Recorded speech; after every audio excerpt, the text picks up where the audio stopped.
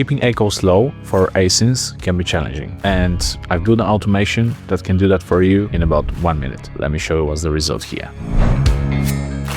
What I did is I went to Claude, I connected DataDoe, and I asked, okay, this is a list of 20 ASINs, and those are the ACOS. For each one, I'm setting a different threshold, and I want you to check and notify me if ACOS goes above this threshold. What happened right now is it asked me for the email and asked me where to pull the data. I want you to pull from DataDoe. It gave it my email. It asked me which account it should check, the German or the UK one. I pointed at the UK, and it asked me for the granularity of the data. It can check daily around 8:10 a.m. so it's fresh in the morning, and tell me what's going on for the previous day.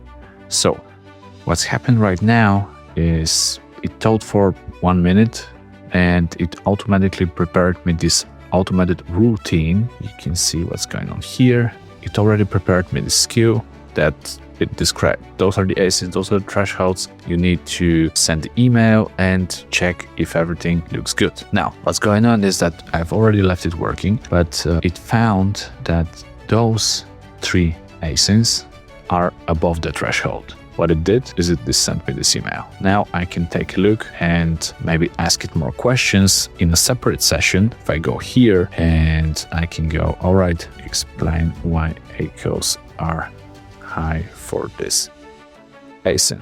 What happened? And spark a conversation from there, essentially following up with more questions or doing my research alone. And let me show you how this works now. I can trigger it manually.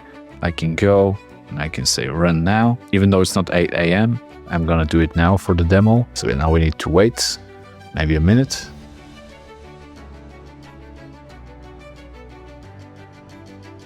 All right, now that it's finished, I can go ahead and open my email here. Here's what it drafted for me.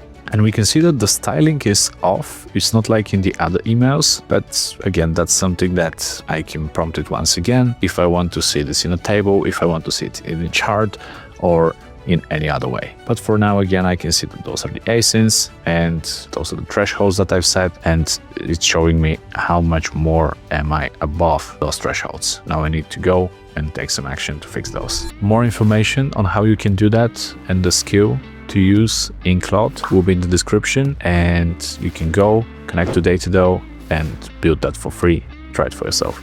Thank you.